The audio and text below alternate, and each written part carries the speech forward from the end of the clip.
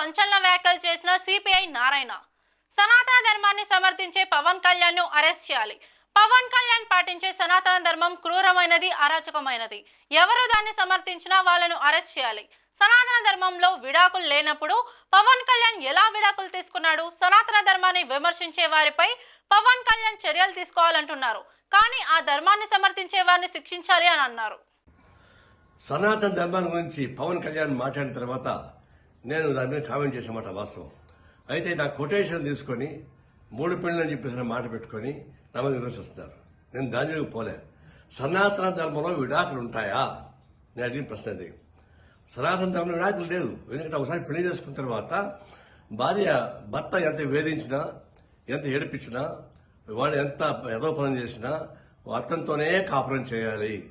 భర్తని వ్యతిరేకిస్తే ఆయన పాపానికి పోతారు అని, భర్త చనిపోతే చితిమంటల పైన భార్యని కూడా తగలబెడతారు అనేది దాని సారాంశం. అలాంటి సారాంశం నెత్తికెక్కించుకొని పవన్ కళ్యాణ్ మాట్లాడుతున్నప్పుడు మరి విడాకులే లేనప్పుడు మరి మీరు ముగ్గురికి విడాకులు అట్లా ఇచ్చారని చెప్పేసి ప్రశ్న నేను ముగ్గురు ఒకసారి పెళ్లి చేసుకొని చెప్పలే. విడాకులు తీసుకొని పెళ్లి చేసుకుని మాట వాస్తవం. అది నాకు ఇప్పుడు తెలుసు. నేను దాని జోలికి ఇప్పుడు పోలే. నేను ఫస్ట్ టైం అంటున్నా. సనాతన ధర్మంలో విడాకులు లేనప్పుడు మరి మీకు ఎందుకు అది వర్తిస్తుంది అన్న దాని మీద ఊరికి నా మీద మాట్లాడుతున్నారు. ఇప్పుడు మనం చెప్తున్నాను, అది అరాచకమైనటువంటి సనాతన ధర్మం. అది ఆ ధర్మ వ్యవస్థ మొత్తం వెనక్కి తీసుకెళ్లేటువంటి క్రూరమైనటువంటి చర్య అది.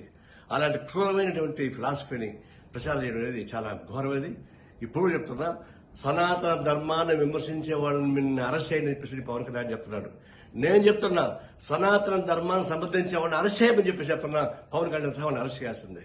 అది మన సెక్యులరిజానికి, ప్రజాస్వామ్యానికి, మన రాజ్యాంగానికి అర్థం పట్టే పద్ధతిలో ఉంటుంది. కాబట్టి సనాతన ధర్మాన్ని విమర్శించే వాళ్ళని కాదు, సమర్థించే వాళ్ళని చర్య తీసుకోవాలని కోరుతా ఉన్నా.